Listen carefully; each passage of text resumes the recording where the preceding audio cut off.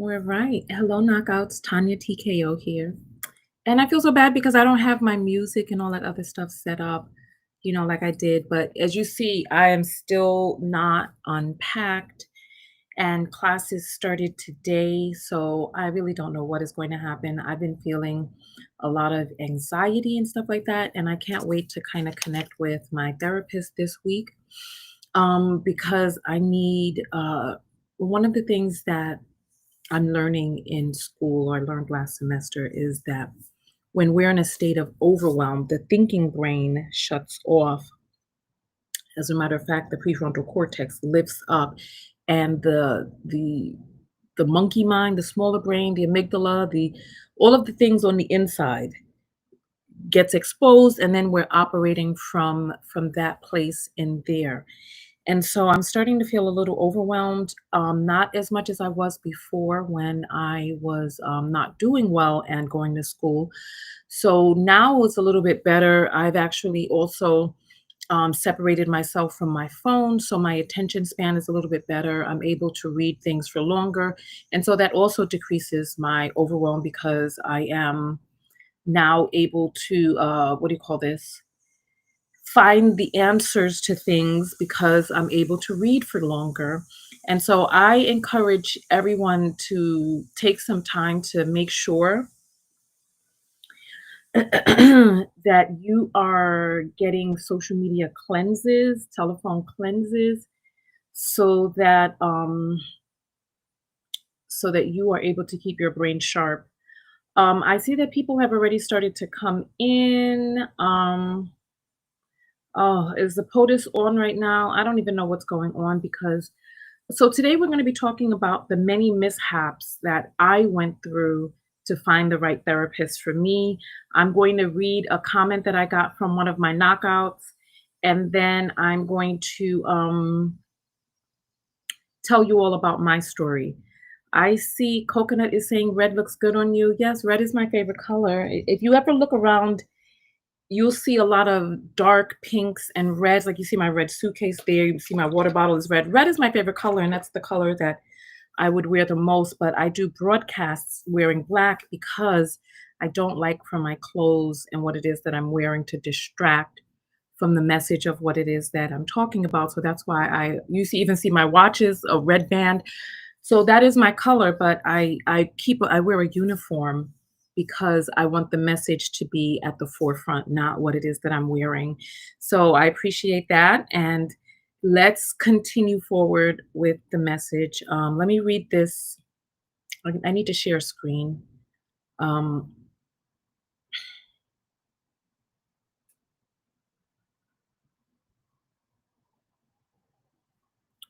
no, this is not it. This is it right here. Okay, so the screen should be coming up any moment now. There it is. Now it switched sides. I don't know what is going on. Okay, that's good right there. Okay. So the knockout says, hey Tanya, congratulations on your new place. Oh, that's too big. That's too big. I wanted to reach out. Hold on. Okay. I just want to make sure that you all can see this.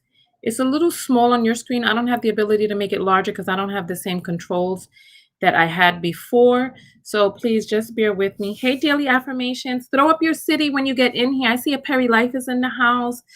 Akima, welcome. Elle, hey, my girl. All right, so let's continue forward. I wanted to reach out and share a rather disheartening experience I had recently. As you know, I decided to explore EMDR therapy last month, hoping to make some progress on certain personal challenges.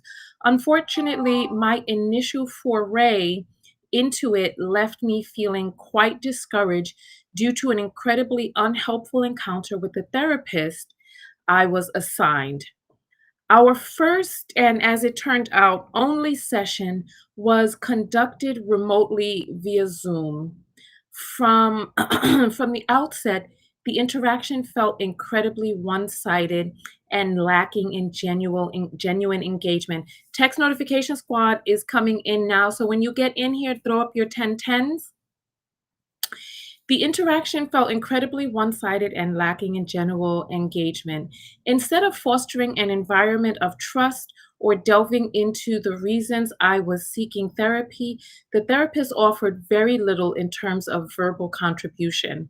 Her primary focus seemed to be an extensive line of questioning regarding my socioeconomic status, which felt both intrusive and largely irrelevant to the therapeutic process at that initial stage.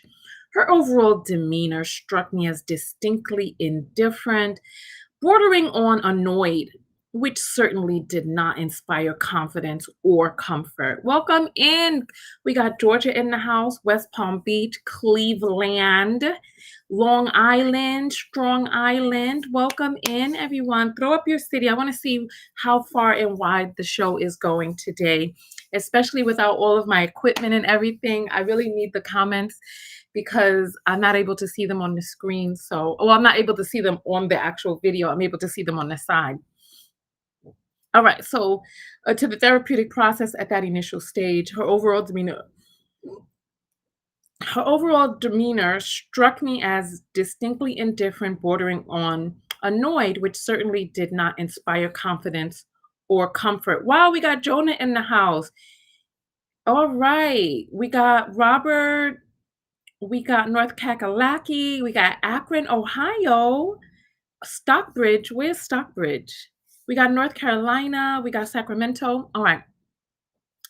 Despite the unsatisfactory first meeting, we had tentatively scheduled a follow up appointment for the subsequent week. However, I never received any confirmation or communication whatsoever from her office. From her, I don't know where I'm at, whatsoever from her office. We got Dayton, Ohio, someone else from North Carolina, Sacramento, Nashville.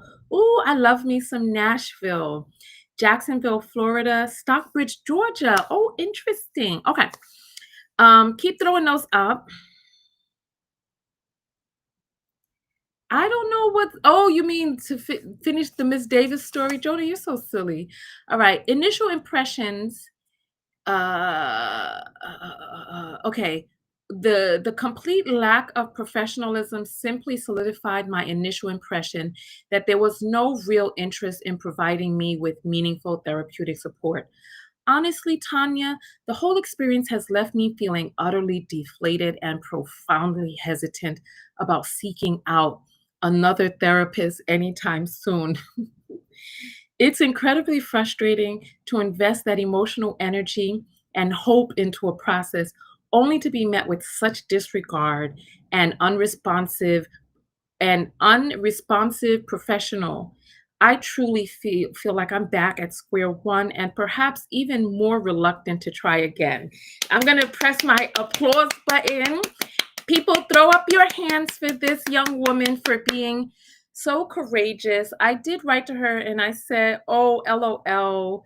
Have you never heard of the many missteps I had before finding the right therapist for me?" I'll do a follow up video. However, I have spoken about this before. I put up a little heart emoji. I said, "Don't worry, this happens. People are people and it's about the relationship. Try again." I felt like my answer was a little short, so I decided to make this video. I decided to take the time to make this video today, right? And before I did this, oh, we have Yorkshire, England in the house. Zimbabwe. Oh my goodness, y'all, I done made it all the way over to Africa. And oh my goodness, wow, is there anybody else here from Africa? Wow, I'm in Zimbabwe, y'all. Throw up some Z's for Zimbabwe. Wow, I can't believe this. I just finished looking at the screen, so I don't know if there are other people from further away, but that's a flex right there, y'all. I'm in Africa, y'all. All right. So let me go ahead and give my answer to this young woman. First of all, this is very, very normal. I chuckled towards the end of your statement because you were like, "This has made me feel reluctant to try again because of this person." Let me tell you, therapy is for you. So it's like if I need my walls painted, right? And somebody comes by and they don't know what they're doing, or they're painting in a way that I don't like, and I'm like, No, this is not what I the job is sloppy, you got paint full all over the place, right?" And then I'm like, I can't work with you. I still need my walls painted, but then now I have even more. Now I have to clean up the stuff from the floor, etc., right? But you hired a painter for you, like, you hired a therapist for you. The therapist is there to work for you, like, the therapist is on your team. Like, this is a tool like any other service, and you have to find a qualified professional that you vibe with, right? So, listen, I feel you. I have had my missteps, my mishaps trying to find, a therapist for myself, and I'm not taking your situation lightly. I appreciate you having the courage to talk about it, and I want to encourage you to try again, and I'm telling you all my story because I wanna give you insight on what the process is like, right? So, when I was 16, so I'm a survivor of childhood sexual assault, and I told my mother when I was 16 because the person who had assaulted me died when I was 16, and they wanted me to go to this person's funeral, but nobody knew what this person had done to me. And so I was like real agitated at the funeral. I wanted to get away from there. I think I hollered at my mother, and my mother was like, "What's going on?" And I opened up and I told her what this person had done to me. And my mother, she felt so guilty. She was like, "Oh my goodness, I can't believe that I let this happen on my watch." And so she went and she found a therapist for us together, for me on my own, and group therapy. So I was, I was a child, I was a minor. And so I was in this group therapy situation, and and so the person I was in group therapy with was also doing like my one-on-one therapy. So we would have like a once a week group therapy, and then I would have and I trusted her, but she ended up getting a job somewhere else, and then she just left. And I felt betrayed, and I was like, wow, I can't trust anybody. I can't trust these people. This person said that she cared about me, but she left. I mean, child's mind. Like, people are like, "Oh, 16 is old enough to know what's going on." I still had a child's mind. When she got a job somewhere else or shifted or whatever it is that she did, I was like, "I can't trust these people. She said she cared about me, but then she left." And I don't even know if she was fired. I don't know what happened, but child's mind, I was like, "She left me. I can't trust these people." And so I decided that I was not going to go back to therapy again because I wasn't going to be hurt like that again, right? And it took me many years to finally look again. I think I didn't actually look for therapy again until I was in my 20s, and I had survived a near death experience.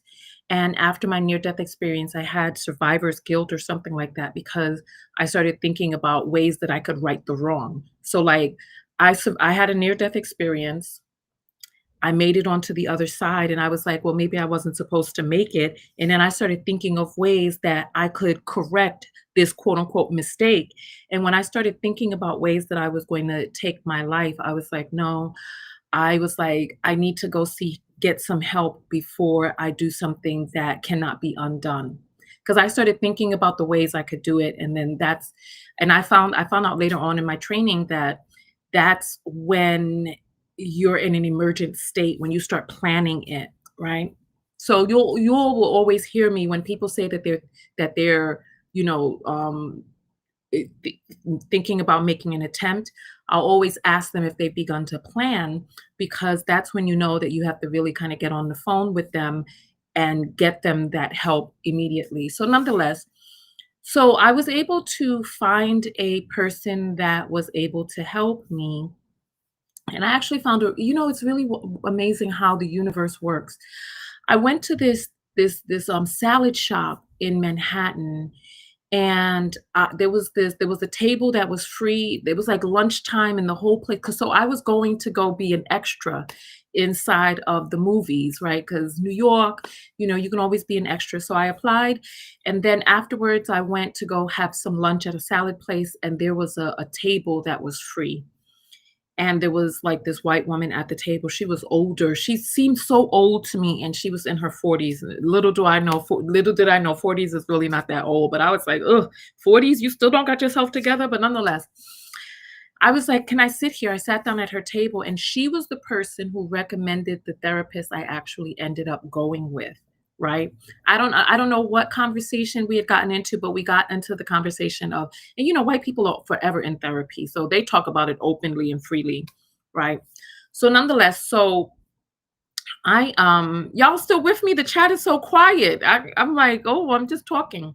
So nonetheless, I went to this therapist. This therapist was amazing. He was so amazing that he started doing like seminars, and he started going all around the world speaking and stuff like that. And so the time came that, and this was like a person, he inducted me into Reiki, so he was like a spiritual kind of therapist. He was certified to be a therapist, but he had a spiritual angle to it.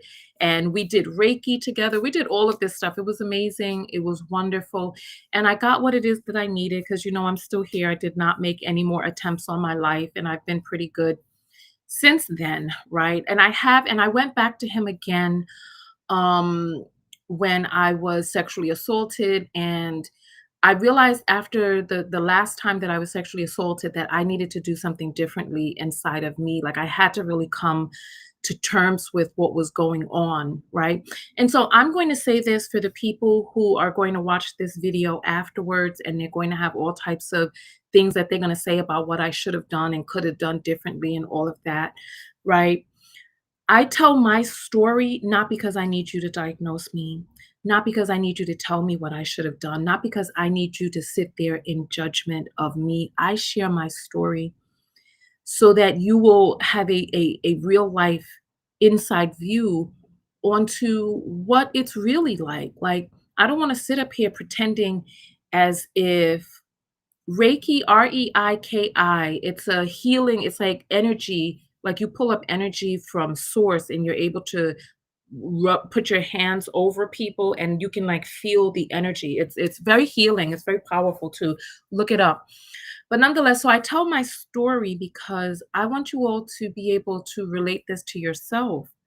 Like, you do yourself a disservice when, so each person is like this complex puzzle, and each person has a back. So look, let me say, I was born at a very specific time of the morning. Like, I came out at a very specific time of the morning, on a specific day, on a specific year, in a specific region, to specific parents. The day and time that I was born imbued me with, so when you go play video games and you start adding a little bit of this and a little extra personality, extra this, you add extra fight power, you add extra charisma, you so at the very exact moment that I was born, the stars imbued me with the gifts of that moment. And if you look at my natal chart, I was meant to do this type of work that I'm doing right now. As a matter of fact, there's a lot more out there that I'm aimed to do. So my particular chart was destined from the stars that were hovering around in the moments that I graced out into this earth. I truly believe that with all my heart and soul, because if you look at my natal chart, I was meant to do this work, right? Like, I came into this life to do this work. So nonetheless, my particular journey and the things that I need to heal from my soul family, they're different than yours.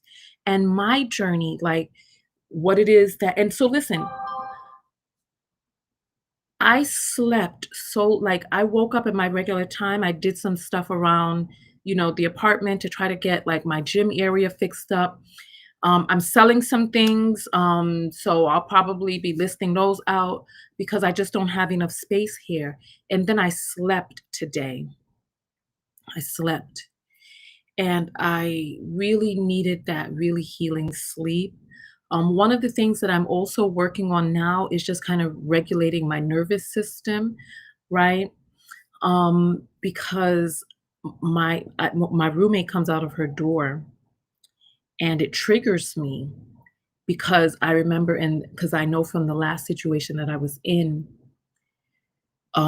whenever I would hear this door open, I knew that there was some sort of daily confrontation that was to ensue. So when I hear her door opening, I'm like, I tense up because I had to keep myself on guard because there was always something. And so, like, for the person who came out on my video yesterday and was like, "You should have did this, you should have been left, you should have been XYZ," right? And then, my admin behind the scenes was like, "When were you supposed to do all of this? When you were in the hospital trying to heal between your surgeries and all this other stuff?" And I was like, "Yeah, you know what? For the past year and a half, I have been dealing with health issues." I'm like, and I could have asked the person, "Okay, so give me the month or the year that you think I should have moved out. Was I supposed to move out during the pandemic when I was supposed to when no flights were going on? Was I supposed to move out when I was on the operating table?" So, my point in bringing that up is we're all different, and I can kinda tell from that person who was like, um, "You shoulda did this, you should." I can tell that this is a person who is most likely who was most likely constantly in confrontation from their own parents or their own guardian, like somebody who would always pursue them with all of this, right? Because why replicate that? So right now, yesterday I did talk about how I'm going to be blocking people, and so now I have a lot of comments from people who are like, "Go Tanya, go! We support you, go Tanya!"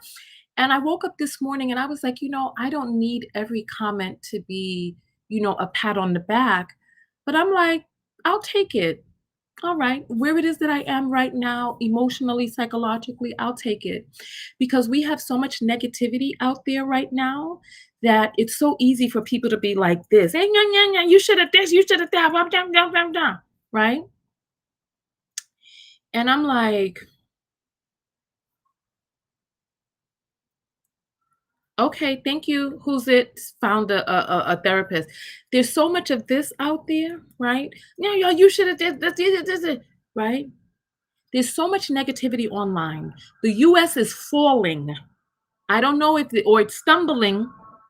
It, I'm telling you, the US is falling. There's a lot of stuff going on. Now more than ever before, we need to be lifting other people up and we need to be in a state where we can receive.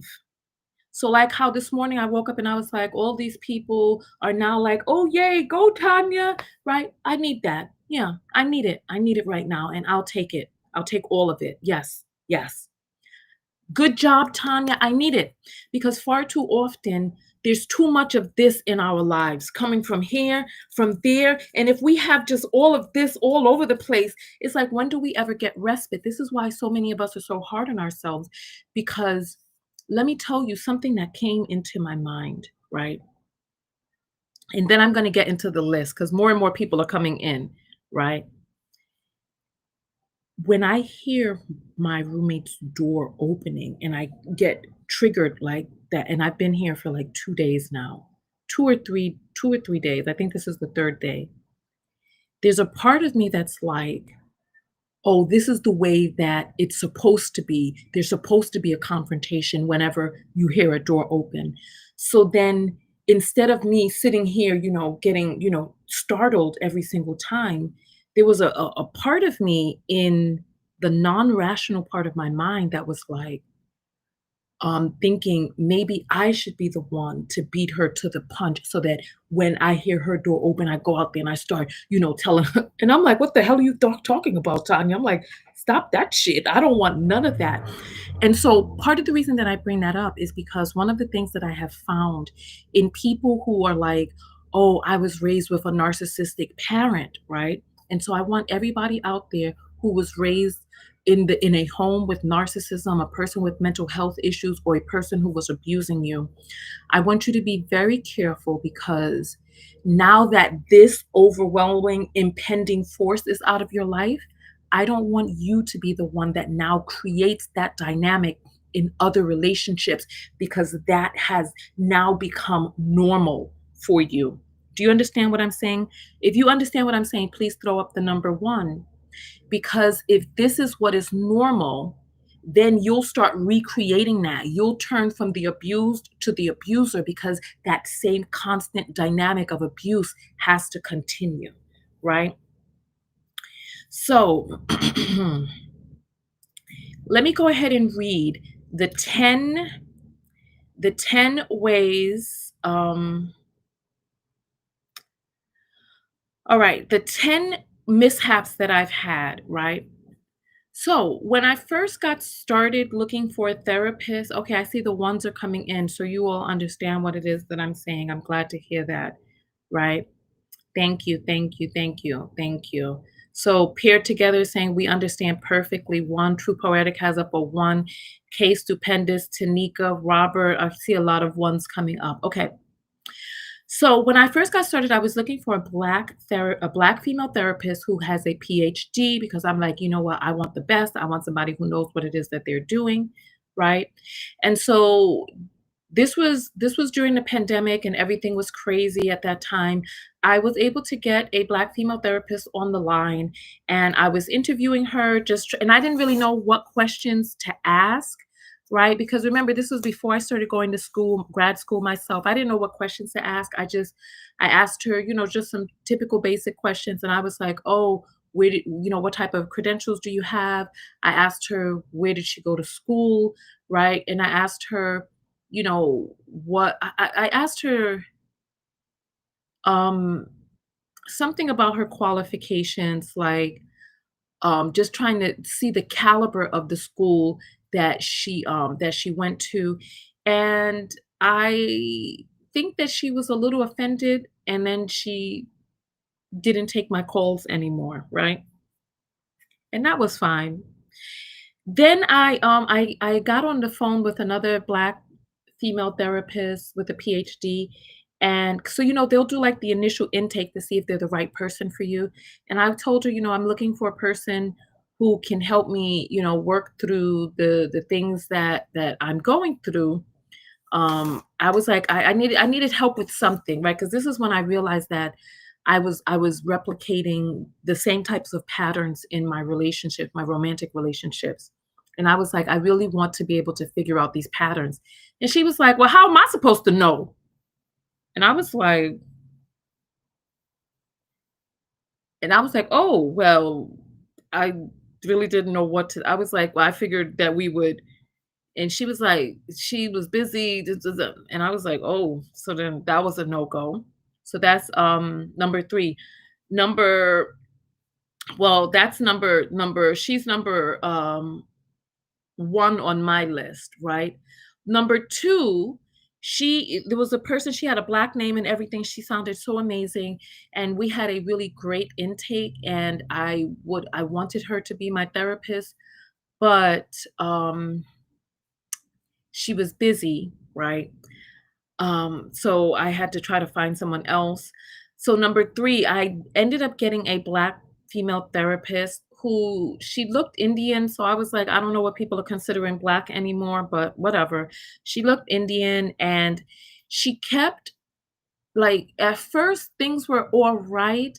Like she wasn't really computer savvy or whatnot. And so when I was having conversations with her, she was always looking down And I was like, "It makes me feel uncomfortable that you're looking down while I'm talking to you. It's like you're not looking at me." And she was like, "Oh, she said that she was doing something. I don't know what she said she was doing, but it really didn't the vibe, I don't know, right?"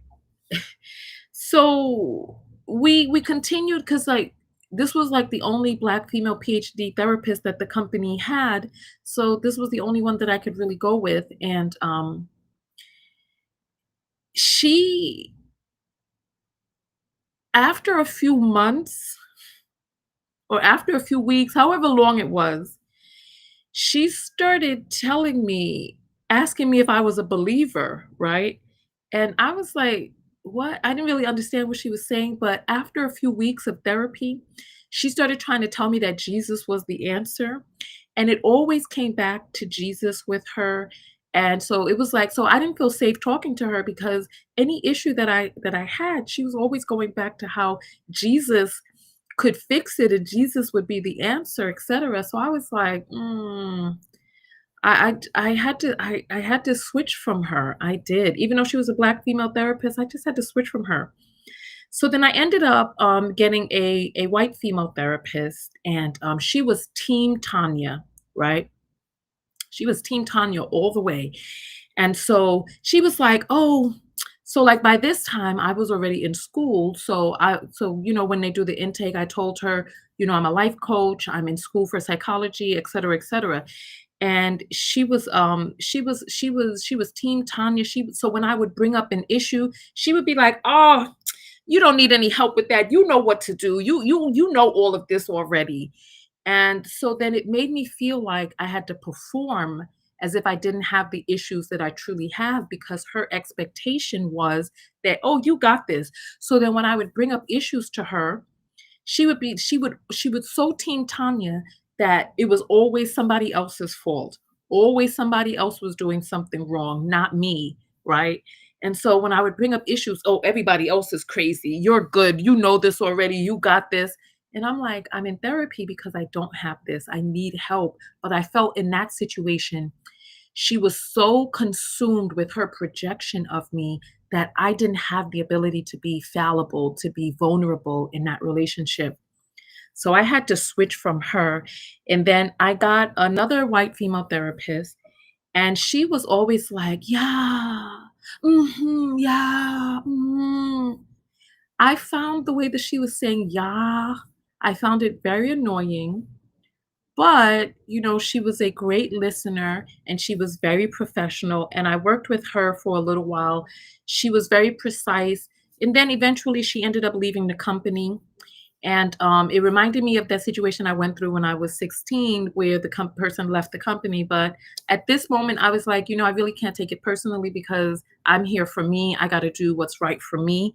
Right. If you with me still, let me see some claps or something because the chat is so calm. I've never seen the chat this calm before. So, like, typically when I'm doing the thing, there's some little comments that are coming through, but there's no comments. So, I need to know that I'm still online, we're still live, and all of that. Okay. All right. I see people are okay. All right. You're still here with me. All right.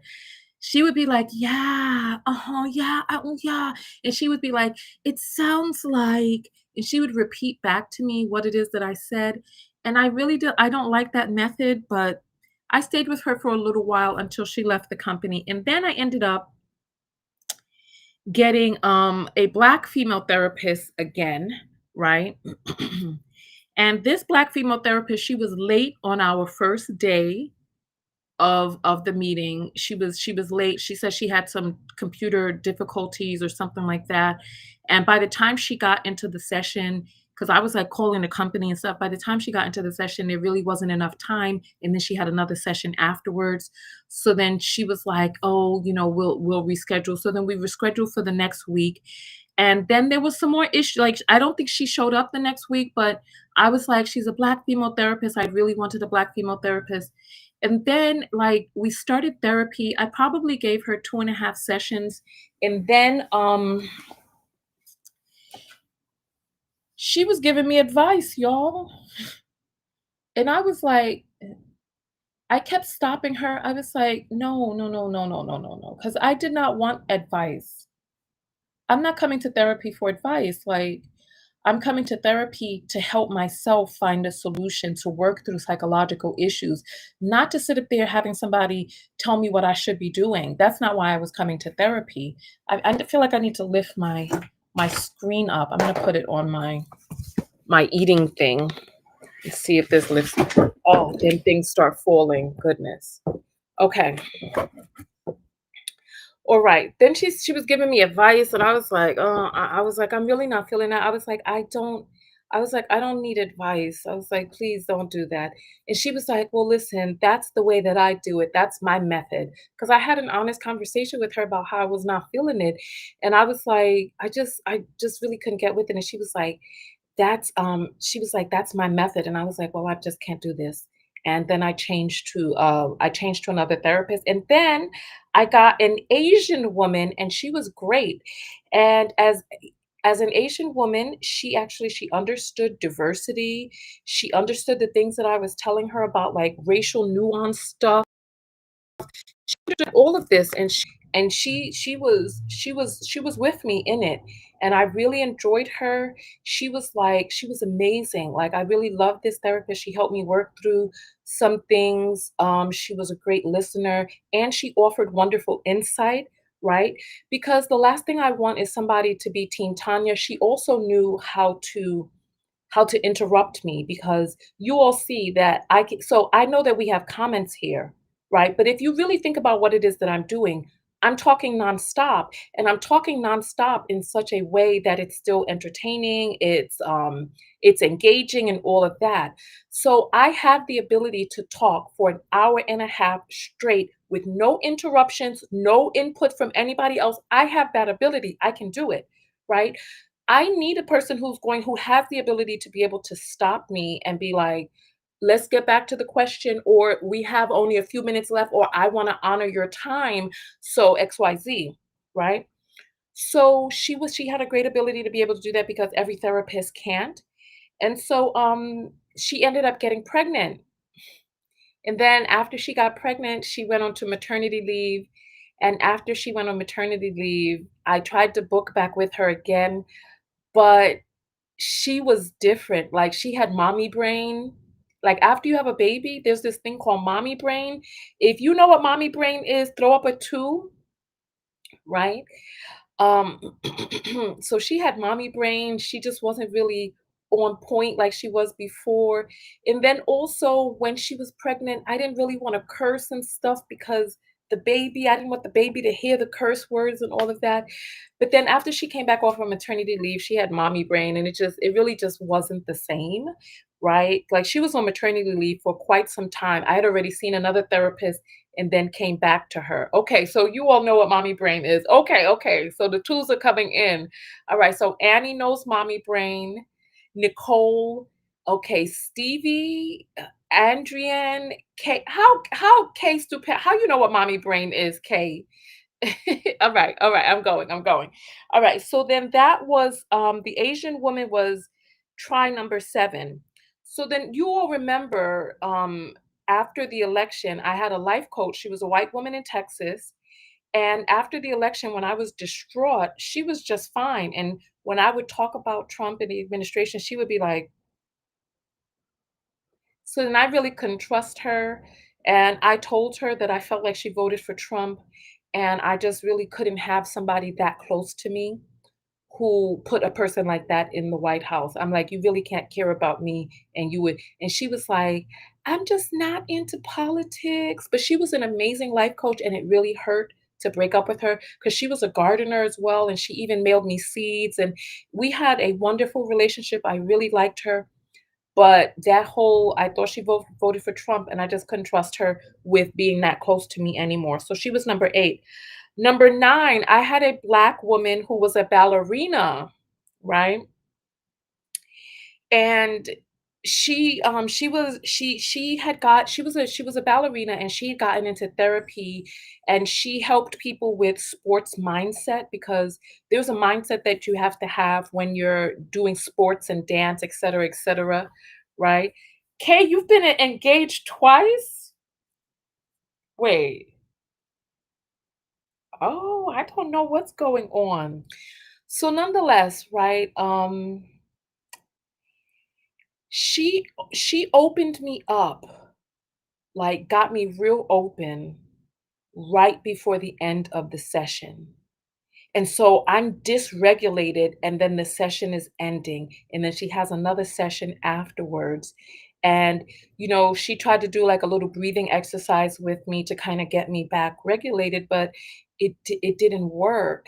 And so from then, I didn't trust her. And so I would put my clock right up behind me, the same timer that I use during my live shows, right?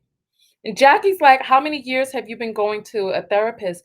So right when the pandemic was ending, I was looking for a therapist because during the pandemic, we really could. So me, what I would do is yearly, I would get like a checkup. I would get like a mental health checkup. I would see a therapist, just to kind of see whether or not I'm good, especially with the work that I do. I'm a life coach, so and a certified clinical hypnotherapist. So I would listen to a lot of people's issues and stuff. And so I would get yearly checkups just to make sure that I was good. So I started getting yearly checkups, I'd say about 2017, right? So about 10 years now I get yearly checkups, but I've been in consistent therapy, I'd say since about 2023. About 2023, right as the pandemic was ending. So listen, so this is what they were doing.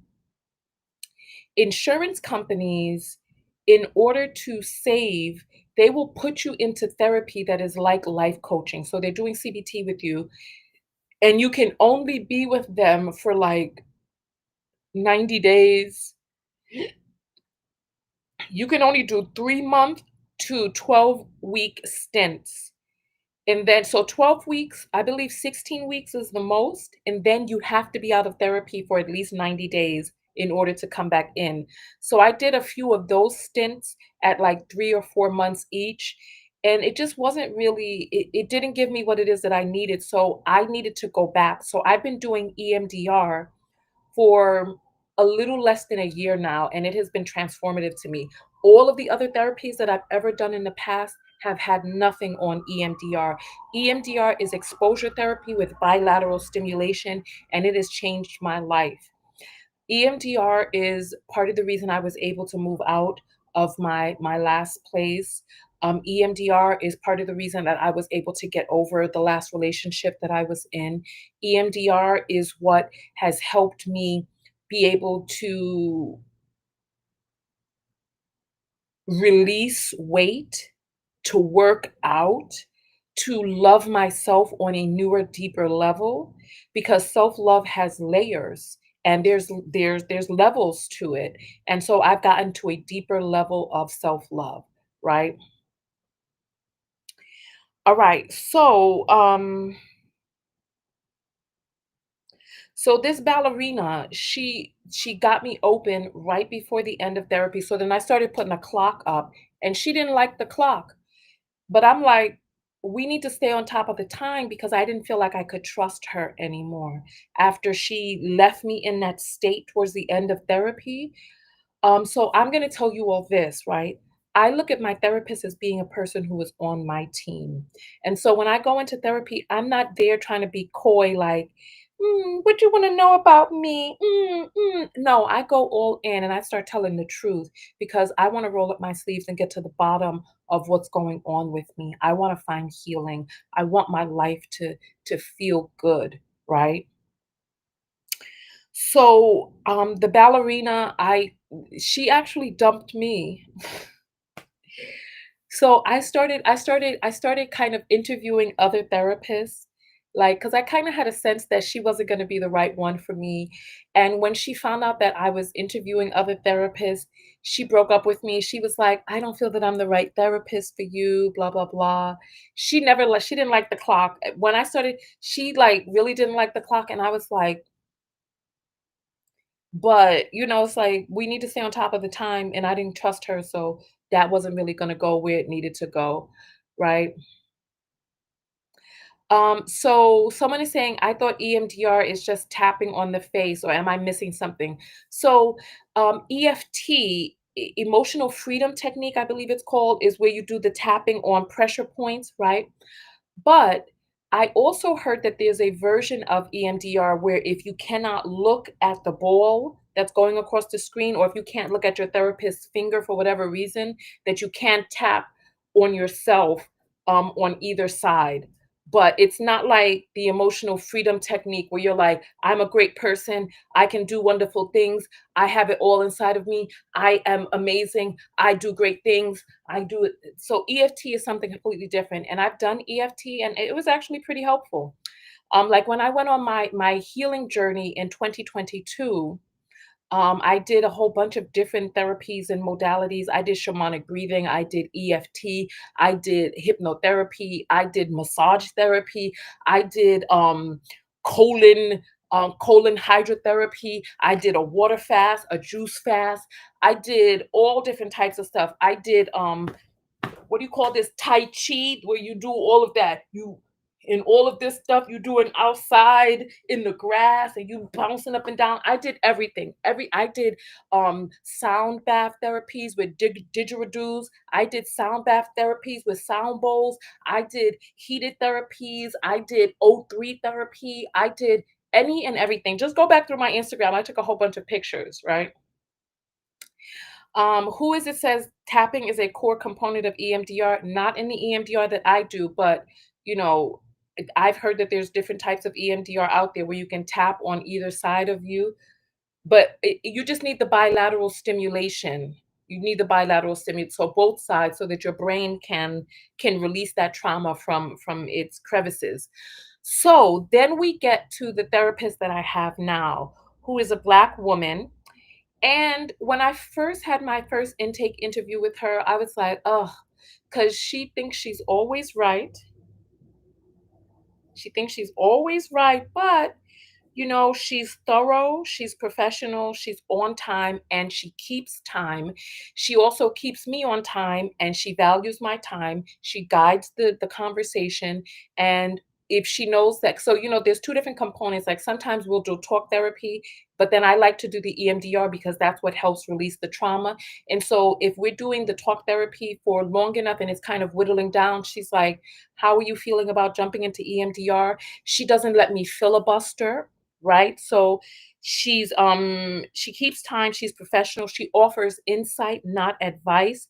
She's patient, she's thought provoking, and she maintains boundaries. So like even if I like try to get ultra familiar with her, she still maintains a professional boundary, because the last thing I want is a therapist who thinks she's my girlfriend. Even though I can like try to be really friendly with her, she still keeps that professional boundary, and I love that because it keeps the relationship clean, it keeps it honest, right? All right. And so those are the 10. I gave about 12 or 13 of them, but those are the top 10 mishaps that I've had. And so when it comes to this particular therapist, she may get pregnant, she may move, she may change companies, but I know that while I have this time with her, that I'm going to do every and anything that I can to be able to utilize the relationship for what it is, her expertise for what it is, and and do what it is that I need to do for my benefit, right? For my benefit. So Paddington is saying, please explain what's the difference between EMDR and EFT, because that tapping only made my face hurt. So I don't get it. Um, I'm not an expert in EFT. I've I've personally I've done it once and I've read about it. And from what it is that I've read, there's pressure points that you can tap onto, and you control the pressure. I don't know how hard you were hitting yourself, Paddington, but you controlled the pressure. And I thought EFT was a little weird, but it was helpful.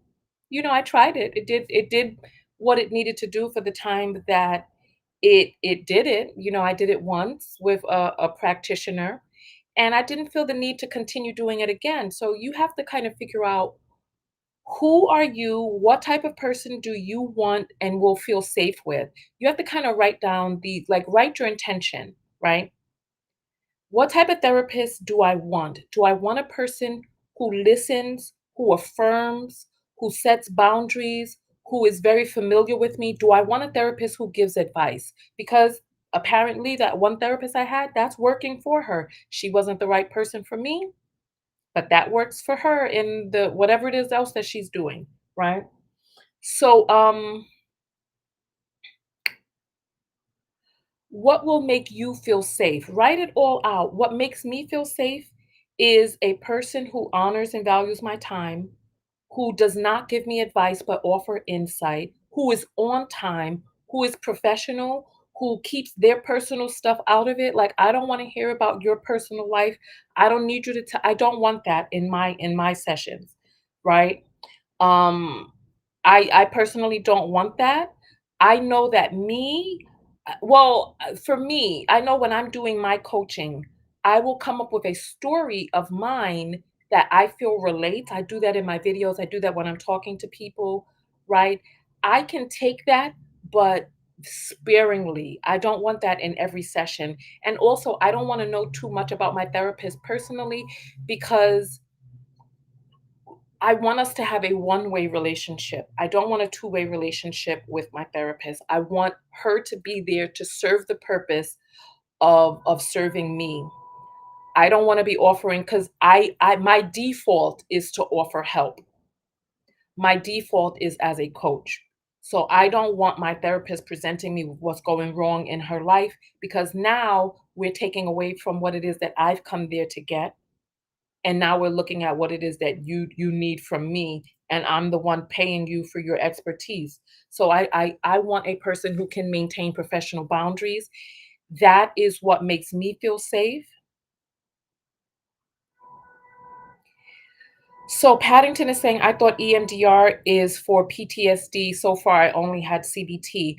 A thing that could help is if you did a Google search. What is the difference between EMDR and EFT? What is the difference between EMDR and CBT? CBT wasn't what it is that I needed to heal my trauma. EMDR is exposure therapy, so it will help you with trauma, it'll help you with loss, it'll help you with grieving, bereavement, um, it'll help you with things that you're having trouble facing, it'll help you shake loose the trauma that's embedded in your brain. It'll help you reprogram patterns of behavior. I would definitely recommend EMDR. What I would recommend, the most important thing is the relationship that you have. Do you trust your therapist? Do you feel comfortable with your therapist? Is your therapist there to serve you? Or is your therapist coming to therapy looking for therapy? I can't make this up. Is your therapist one who holds you accountable? Because I know that I need to be held accountable. And I don't want my therapist to always say that I'm right. I don't want that. You know what I mean? So Kinsley's mom is Kinsley, did you get the email? Did you get the thing worked out with the text notification and the behind the scenes group? So Paddington is going to do her research. Absolutely. I recommend, so like once I finish EMDR, I would love to go back to CBT because CBT is more like life coaching. CBT doesn't go into the past. CBT only goes forward because these insurance companies don't want you to stay in therapy. You didn't get it. Can you send me another email? Because I thought I responded to everyone who wrote to me. So can you send me another email like right now so that it's at the top of the box? Paddington is saying, I love my therapist. She's a white woman who understands racism and doesn't also try to be my friend. She checks me. Okay, see, everybody needs something different. Some people may need a more friendly something another. What I want to impress upon all of us is that you are a unique individual, kind of like a soup. You have the potatoes, the carrots, I don't like tomatoes in my soup because boiled tomatoes give me heartburn, so I don't like tomatoes in my soup. Once the tomato stuff goes in there, it becomes a stew. I like my soup with no tomatoes. You are a special, unique type of soup. I like chowders. I like milky and creamy soups. I sometimes will like a little chunks in the soup, but I don't mm, like if I'm gonna have chunks of fish in my soup, I want it to be a chowder. Like I don't want like a fish stew. That's not my thing. So we all will have different taste buds. Maybe you like corn, maybe you like rice inside your soup. Me, I like quinoa in my soup. Quinoa helps keep me regular. I like a tang of vinegar in my soups. I like that tangy. I like tangy flavors. I like acidic, right? That's me. So if we all like different types of soup, right? Um,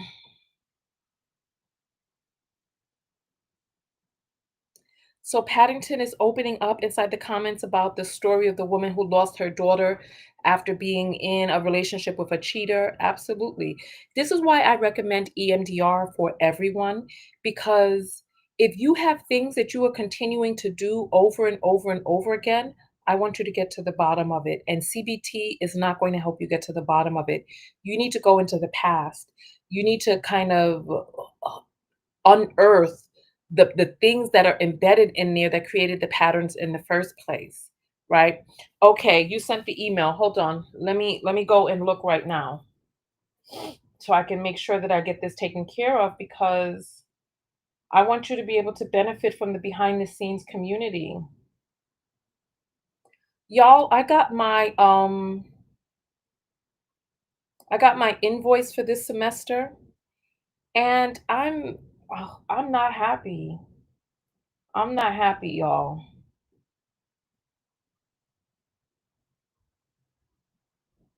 I'm not happy because it's like everything is just so expensive. Like people who live in Europe and these other countries, like there was a person, I haven't gotten it. So you said you sent it, but I don't know where you're sending it to. Can you go to contact Tanya TKO at gmail dot no, no. Go to tanyatko.com/contact and that'll get you to the right email address because I'm not seeing an email from you.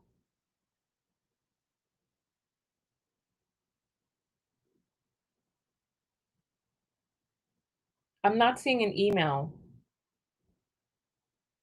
So please go to contact Tanya TKO or tanyatko.com/contact.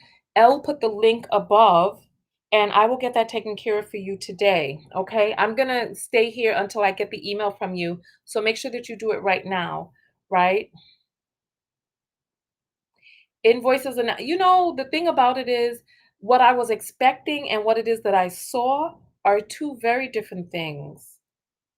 And I'm like, this is a racket because this right here is like the money that I had saved up to go to school. This is it. This takes everything.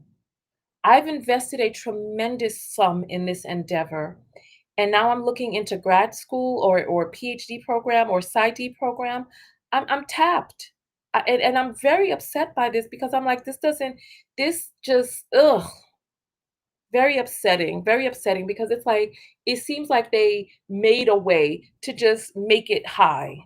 Like, but then also I have to pay for on-campus housing now too. So that also has taken me into another realm. Ugh. Okay, now I got the email. Now I got it. Here, I'm gonna send this to you right now. Are you getting your texts? Let me know if you're getting your text, please, so that I can just make sure that you've gotten that.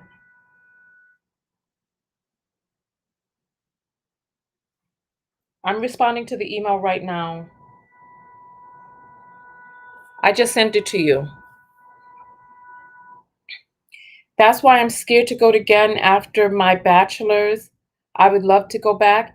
Look, If there's anybody who can go to school abroad, I highly recommend it because I am what they're charging here is too much.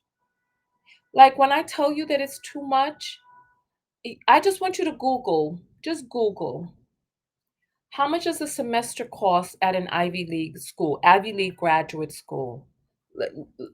Just let me Google this right now myself because I want to see. Look, average, that says avatar. Average, that says Abbey Rage. This is, I don't know what Abbey Rage is. I need a V. Average, this thing is acting stupid. It's just typing whatever it wants to type. Ab, let me put that shit down because let me use my other phone because this one needs to charge because apparently that one is having some issues. Let me type average tuition semester Ivy League graduate school.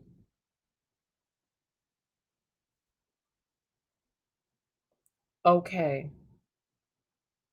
All right. Yeah. That's the average. Okay. All right. So, yeah, I'm in that ballpark. I'm in that ballpark. So it's like a semester is half of the year, so you have to double that. So they're saying the average is around 50 to 70,000 annually, and it takes 2 years to get a master's degree. So you multiply 70 times 2, $140,000 for a damn graduate degree. It's like all they're pimping us. Like it should so like when the people of Denmark were like, we don't want to join the United States. We have free healthcare and free school here that we pay for with our taxes. These people here, so Jonah is saying 25,000, we pay 350 euros each semester. You know what? I'm going to start looking for programs abroad. I'm going to look for PsyD programs abroad because I honestly don't know what else to say. I don't know what else to say because it's like you spend $140,000 on graduate school and you don't have no guaranteed job. This is America. Don't catch you slipping up. Peachy is saying, I regret grad school, waste of money. Listen, Paddington says we pay $500 every 6 months for 3 years. Bachelor's and 2 years master's. Yeah. I'm gonna look for schools in UK and in Scotland. I'm gonna look for eh, Jonah. Do they teach classes in English in Germany? But I don't know because the AFD is now in Germany, so I don't know about that. And England is going crazy too. The United States is a ghetto when it comes to healthcare and education. How can the average American even afford that? They don't. We live in debt slavery in the United States. So, what debt slavery is you make a wager. I don't want this video to be too long because we've already gone over the thing. So, if I need to come back later, I will. Um,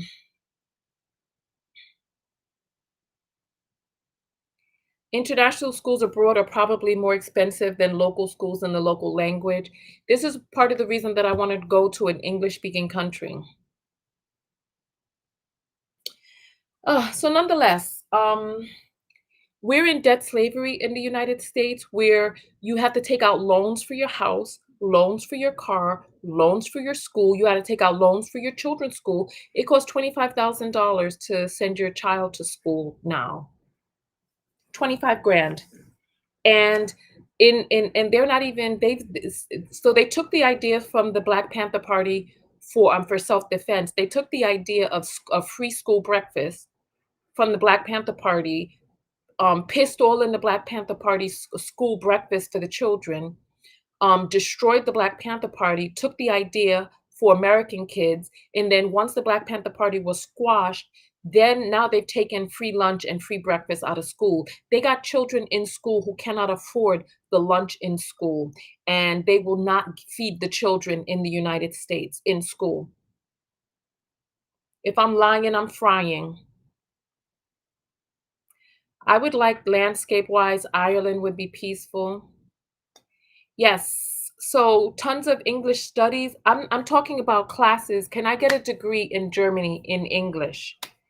Because I'm looking for another program and I'm not doing this here in the United States like this again. Cause why? Cause I can't do this. My whole savings is depleted.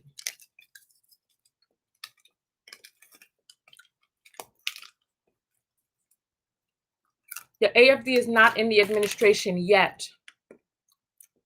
Yet. Joan is saying my body is shaking even hearing this. All because of racism, though. This is what I'm saying. Whiteness is a scourge. Oh, my roommate is back. Let me not talk too loud about all of that. Jonah says, this breaks my heart, and I thought Germany is bad. No, the United States is terrible. And the worst part is that they don't even respect education here. But listen, I need to go outside for my daily walk, and I need to go to the mailroom and pick up my package. I went and I bought a trophy for one of my professors from last year, who really my intro to African American studies professor. So like, listen, my roommate just went into her room, and the sound of her door, it triggers me. I need help, y'all. I'm gonna tell my therapist about this because I don't know why this is happening to me. I know why it's happening, but I want to figure out how to get on the other side of it.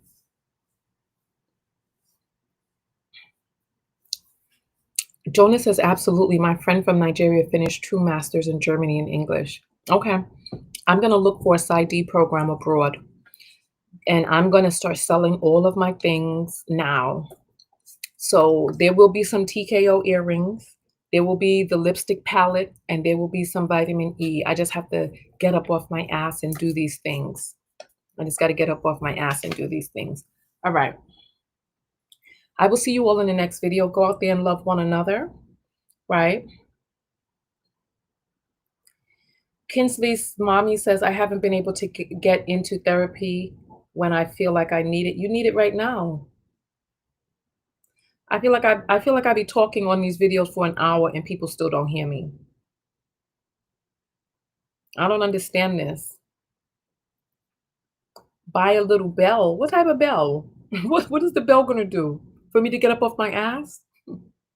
I know, right? All right.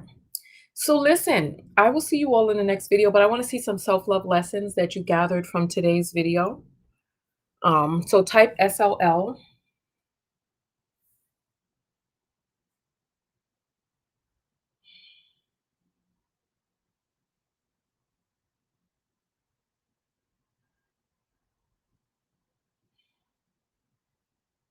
I feel so tired now.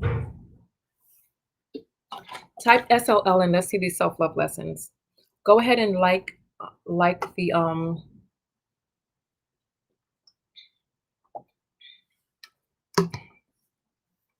hello Terrence. You're supposed to put SLL for self-love lesson and let me know the self-love lesson that you learned from today's video. So the self-love lesson will be stated from the I, me, and positive affirmative.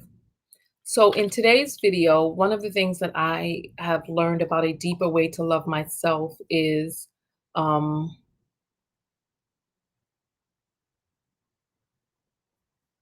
I share my story. I am vulnerable. I share my story to help other people.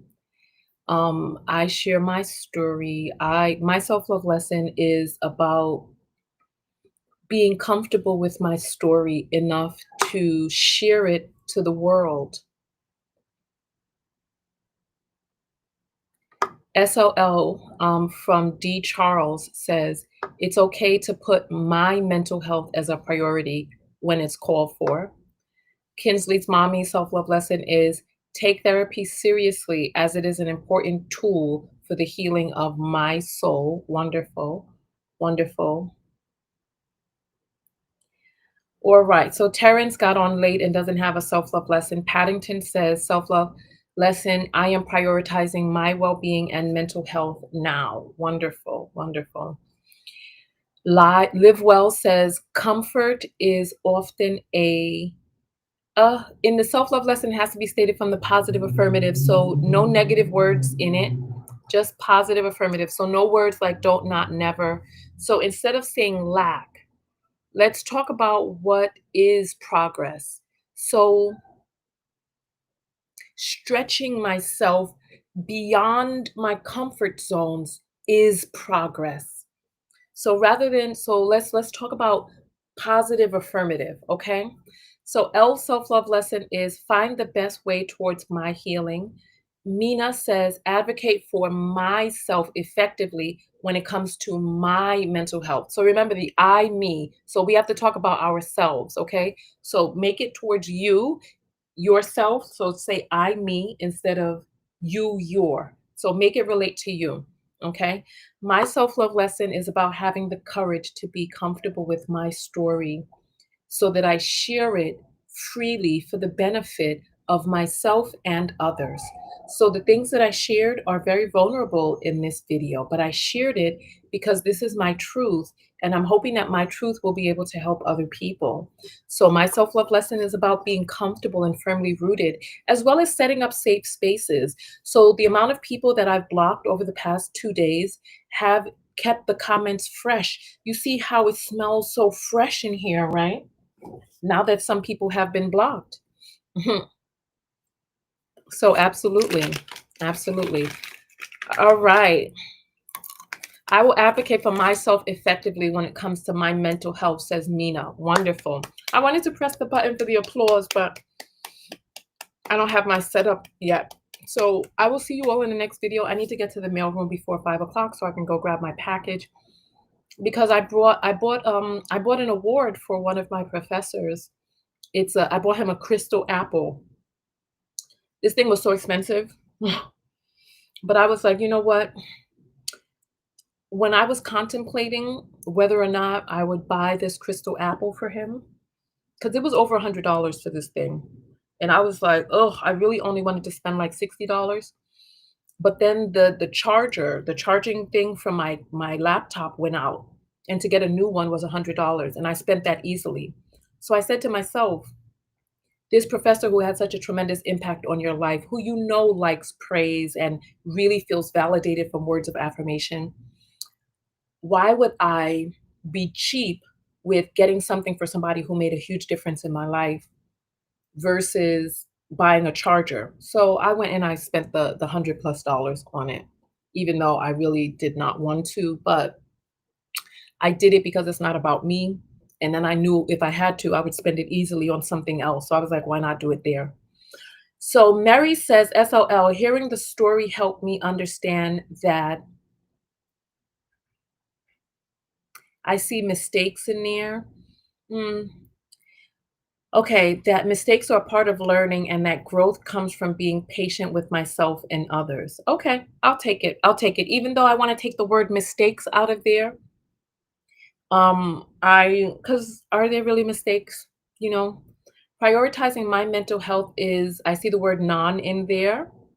So, cosmic daily, let's take the word non out of there and let's talk about what we do want positive, affirmative. But on that note, I really have to go because I have to go get this package before 5 o'clock and I need to get the rest of my walk in for the day. So, I'll see you all in the next video. Go out there and love one another. Most importantly, love yourself. Tanya TKO, and I'm out.